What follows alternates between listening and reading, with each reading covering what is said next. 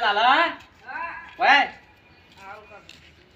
હા ગરમી કેટલી પડે હા આપણો વરસાદ થયો તોય ગરમી ગરમી કાકા તમે બેહો હું પાણી ભલાવ તમારે હા ભાઈ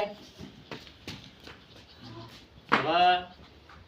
આ છોકરાનું હું ચિયા મોઢા વાત કરું મારું બેટો એવો ડખો થઈને પડ્યો છે ત્યારે વાપરશે ને તો ચિંતામાં આવી જવાનો છે હું તો આવી ગયો છું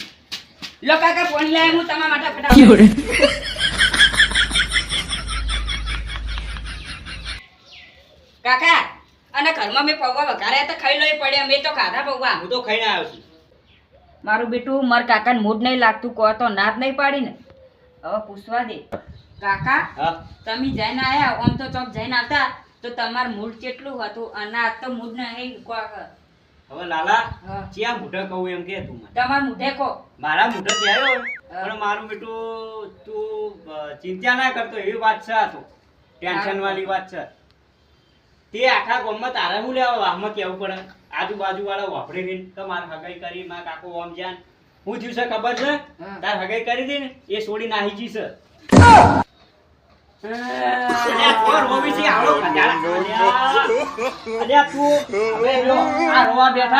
આવડા મોટા હવે હગો જ કરી હતી અને ચો ઘરમાં લાવતા હવે મારવાનો ભાઈ ઉભો થા ઉભો થાજે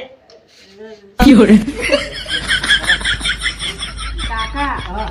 મારા નસીબે લૂટેલા હવે તો ચોક જઈને આજે તો તમે મોટા થઈ ગયા તો થા હે બધાય થા હે એક વાત છું બંધ થઈ જા ચિંતા તો મને કીધી આપણે તો ખાલી હગાઈના 10,000 રૂપિયા જ્યાં છે અને એ વાત તું સારું કર્યું અત્યારથી આપણે ખબર પડી ને અત્યારથી જતી રહી જો પહેલાથી લાયા હોત ને તો આખા ગામમાં આબરૂ રોત અને 4-5 લાખ રૂપિયા બગડો થઈ નોખા આપણે બે જિંદગી ભાગ રાખત ને 4-5 વર્ષ તો ભાગ રાખો ત્યાં તો વળોત જ એટલે આ તો બીજી મળશે ને બીજી મરજી આ તો આપણે રાજી થવાની વાત છે આખા ગામમાં આબરૂ જોત દાગીના જોત પણ કાકા મેં તો મારા ભાઈબંધને બધાને કહી દીધું કે મારા કાકા મારા હગાઈ જોવા જાય એ તો એમ કહી દેવાનું કે મને નથી ગમતી તે ના પાડી દીધી મી કેમ આપણને એવું ના આવડે મને તારી ચિંતા હતી તેમાં મારા મૂડ નતું ને કે એ તો હોક જી અત્યારથી જી સારું કર્યું આ તો જમાનો કેવો છે ઓય ઘેર લાઈન પહેરી લાયા હોત ને તો જતી રહ્યો તો આબરૂની પથારી ફરી જોત આપણે બેનીએ